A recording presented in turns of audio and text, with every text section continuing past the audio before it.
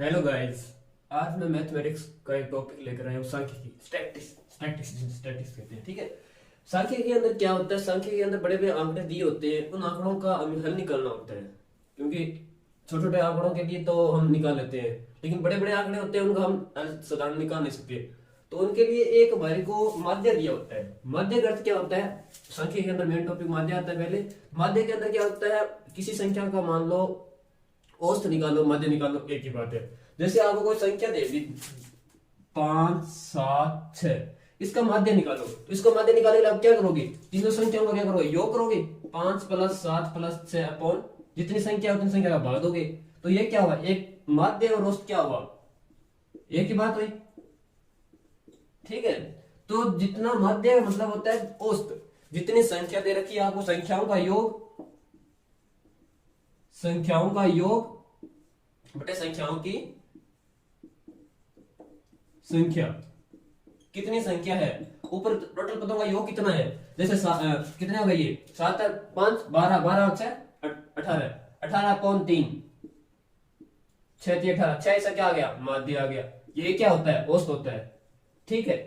तो ये तो हम डायरेक्ट औसत तो हम डायरेक्ट निकाल लेते हैं, छोटे छोटे मान दिए होते हैं। लेकिन बड़े बड़े आंकड़े दिए होते हैं, जैसे कोई फैक्ट्रियों के भाई 10 साल से 20 साल की उम्र के बच्चे इतने हैं, 20 से 30 साल की उम्र के बच्चे इतने हैं, तो उनका क्या माध्य औसत निकाल सकते हैं? उन्हें माध्य निकालना पड़ता है। तो माध्य निकालने के लिए सीधा डायरेक्ट निकाल सकते, इसलिए विधि बनाई गई है माध्य की। 2-3 विधियां होती है माध्य की। एक कल्पित विधि होती है, एक प्रकृति विधि होती है। तो इनमें क्या होता है? उन विधियों को निकालने का अलग अलग तरीका होता है। जैसे नॉर्मल डाटा दिया होता है तो साधारण तरीके से हम निकाल लेते हैं माध्य।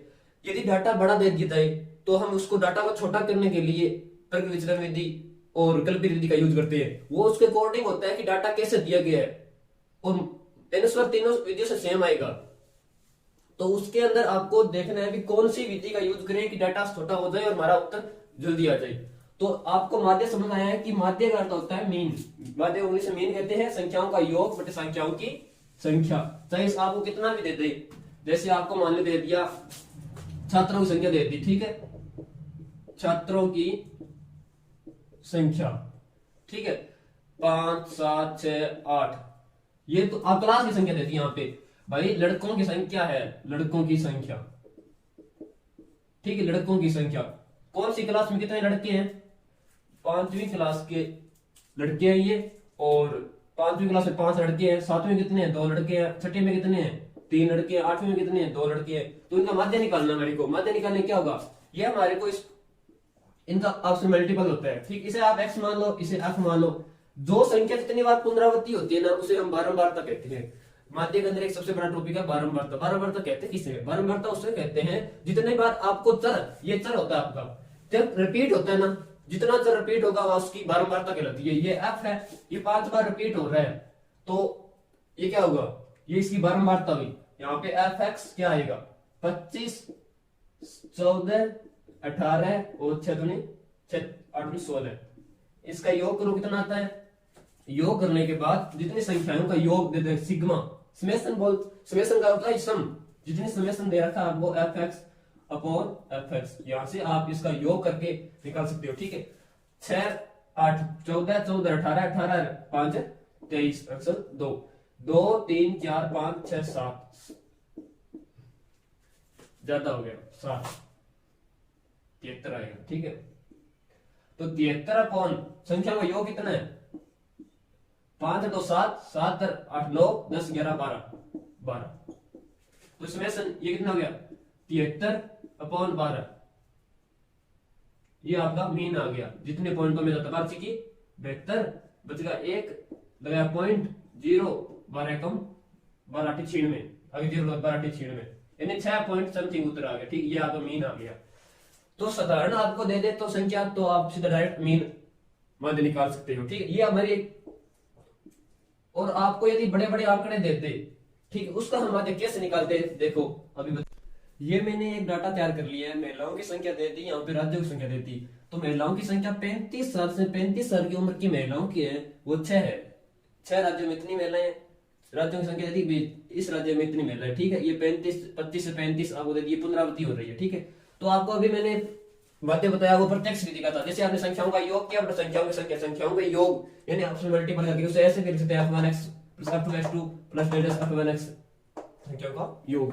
तो प्रत्यक्ष विधि तो हमने कर ली साधारण, फिर आता है कल्पित विधि, फिर आता है प्रग विचलन विधि। कल्पित विधि में क्या होता है, आपको एक जो ये जैसे आपको महिलाओं की संख्या देती है, ठीक है, इसमें क्या आपको 15 से 25 है, तो आपको फिक्स थोड़ी दे रखा है इसके अंदर होगा क्वेश्चन की एक मान होगा, तो इसका हम क्या मान लेते हैं, एक बीच में से औसत मान लेते हैं, भाई ये संख्या मान लो 25 से 35 है, तो हम इसकी मीडियम संख्या मान लेते हैं यानी 20, तो ये हमारा एक्स आ जाता है। अब हमारे को एक्स आता नहीं है, एक्स का एक पॉइंट फिक्स होता है, तो इसे हम एक्स से डिनोट करते हैं, तो ये हमारा क्या होगा, जैसे इसके मध्य का बिंदु मानना है 20, 25 और 35, इसका मध्य बिंदु क्या है 30, 35 और 40 क्या है 45 और 40, 50, 60, 70, 80, ये हमारा एक्स आ गया। ठीक है, एक्स मतलब संख्या आई, महिलाओं की संख्या कितनी है 20, 30, 40, 50 जैसे, ठीक है। तो फिर एफ एक्स क्या होता है, ये प्रत्यक्ष विधि में क्या होता है, एफ एक्स करते हैं, आपको प्रत्यक्ष विधि के द्वारा बता देता हूं, इन किसी भी विधि से निकालोगे, प्रत्यक्ष विधि, कल्पित विधि, प्रग विचलन विधि, तीनों से औसत क्या आएगा, मीन क्या सेम आएगा, 120, 33, 330, 728, 280 और 520, 200, 624, 240, 719, 80, ठीक है, इनका मीन हो गया एक प्रत्यक्ष विधि से, ये हमारे को निकाल दिया। इन संख्या का योग करो, EF1 x1 हो गया, EF2 x2 हो गया, ठीक है, इनका योग करो, 120 plus 330 plus 280 plus 200 plus 240 plus 140 plus 80 upon इनका राज्यों में संख्या में इनका योग कितना है, इनका योग कितना है, इनका योग 35 टोटल, इन्हें जोड़ोगे तो इनका 35, तो इनका 35 का भाग दे देंगे हम, ठीक है। टोटल योग कितना हो गया, ये योग हमारा टोटल होगा 1390, इनका योग करोगे ना 1390 आएगा, ठीक है, तो 1390 अपॉन 35 का भाग देना है, तो 1390 में 35 का भाग दोगे आप, तो मीन आएगा उस आ जाएगा, ठीक है। उसका मैंने कितना है 39.71 आपका माध्य आएगा, ठीक है। ये हमारा हो गया प्रत्यक्ष विधि से। प्रत्यक्ष विधि से एक ही है फंडा, ये है कि दोनों संख्याओं का मल्टीपल करो, उनका योग करो और जितनी संख्या दे रखी है उनसे डिवाइड करो, ये प्रत्यक्ष विधि होगी, ठीक। अब आती है हमारी कल्पित विधि। कल्पित विधि में क्या होता है, आपको एक कल्पना की जाती है कि इतनी बड़ी संख्या दे दी, हम इसका बेसिक से कैसे निकालें, साधारण तरीके से, इतनी कैलकुलेशन नहीं करनी पड़े, तो इसके लिए आपको क्या है, इस x में से एक आपको संख्या मान लेने की कल्पना कर लेने की, हम इससे मानेंगे और इसमें से संख्या घटाएंगे, कल्पना विधि में इसमें से संख्या लेंगे और उसमें से एक मान घटाएंगे और जल्दी से जल्दी सॉल्यूशन निकालेंगे। जैसे मैंने इसमें कल्पना की है कि मैंने 50 माना है यहाँ पे, ठीक है, और अब 50 में से क्या करना है, d होता है इनका अंतर, भाई इनका अंतर कितना है, डिफरेंस। अब x1 क्या है, x1 जो हमारे को दे रखा है डाटा ये, और 50 क्या मानना है मैंने, 50 का एक मिड पॉइंट मानना है कि हमें इन आंकड़ों को छोटा करना है। आंकड़ों को छोटा करने के लिए हमने इसके प्रत्यक्ष कल्पित विधि काम में लिए। कल्पित विधि का फॉर्मूला होता है x बार इन माध्य a plus summation f d upon summation f, same होता है, सिर्फ यहाँ पे एक ही चेंज हुआ है कि यहाँ पे हमने खुद ने एक माना है d और यहाँ पे a आई है, ठीक है, तो यहाँ पे x का मान है d आई है, ठीक है। तो x का मान जो 50 मान है, इन्हीं में से आपको में से घटाना है, जिस 50 में से 20 गई, कितने बचे 30, कितने बचे माइनस के 30, यानी x में से ये 50 घटाना है, जैसे 30 में से 50 गए, कितने बचे 20 माइनस के, कितने बचे माइनस के 10, कितने बचे 0, यहाँ से कितने बचे 10, यहाँ से कितने बचे 20, यहाँ से कितने बचे 50 से 30, ठीक है। तो इनका योग कितना आएगा 30, 30, 20, 20, 10, 10, ये तो शून्य हो रहे हैं, लेकिन फिर भी कोई दिक्कत नहीं, एक बार पढ़ लेने दो। अब यहाँ पे फॉर्मूले में क्या दे रखा है, x बार a, एक हमारा क्या, इस a को हमने माना 50, ठीक है, और फिर समेशन f d और समेशन f, तो एक सेकंड 50 आ गया, ठीक है, 0 वाला है, चलो यहाँ पे आप 0 रख लो फिर, ठीक है। अब यहाँ पे इतना दे दिया आपको, तो अब क्या करना है, इनका मल्टीपल करना है, एफ डी हमारे को क्या निकालना है, एफ डी निकालना है, ठीक है। तो एफ डी, एफ क्या है आपका, एफ ये है, एफ का और डी का मल्टीपल करता हूं, 180 220 माइनस के 70 और 0 40 40 और 40 30, इनका योग कर दो कितना होता है, इनका योग करोगे तो 40 40 80 80 30 कितने होते हैं, 80 30 होते हैं 110, 110 है, और ये हो गया आप 290 में आप जोड़ दो 180, कितने हो गए 8 दूनी 16 17 470 470 में से 200 110 के कितने बच्चे 0 6 3 360 माइनस के बच्चे ठीक है यहाँ पे लिख दो माइनस के 360।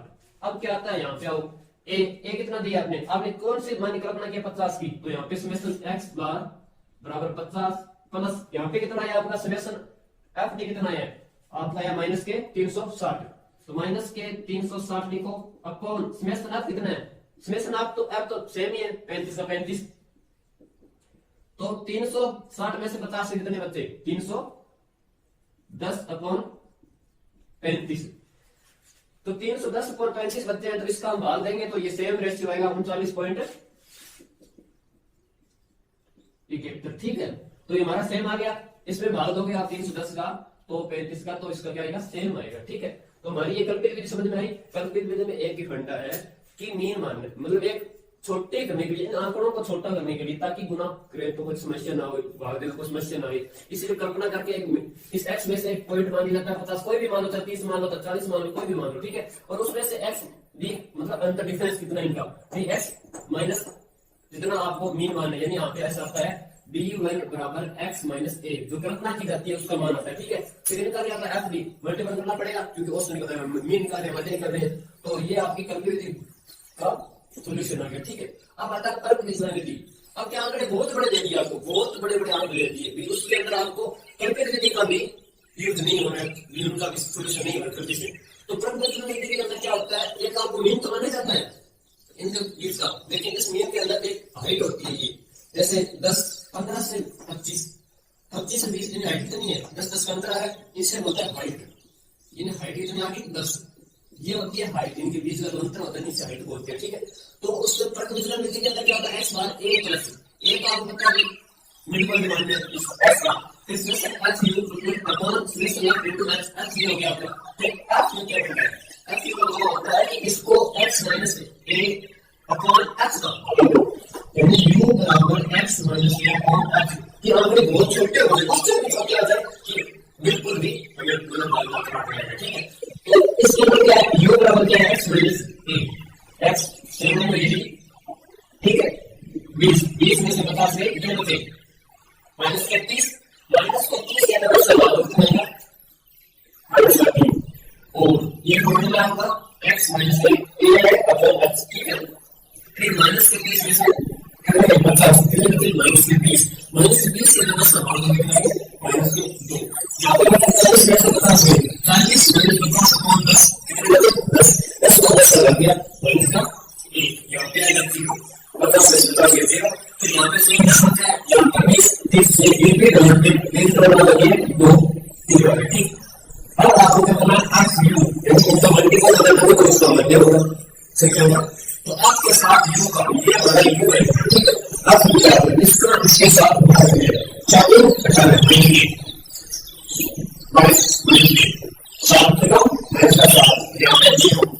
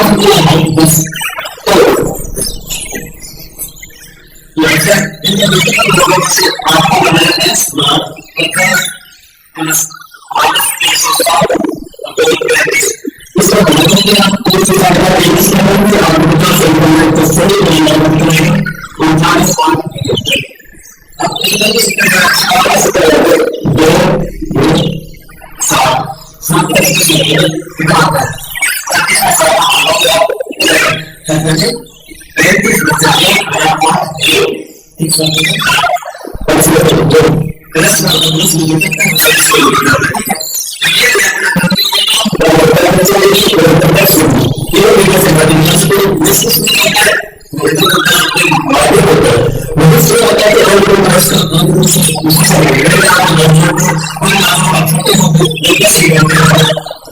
Questo è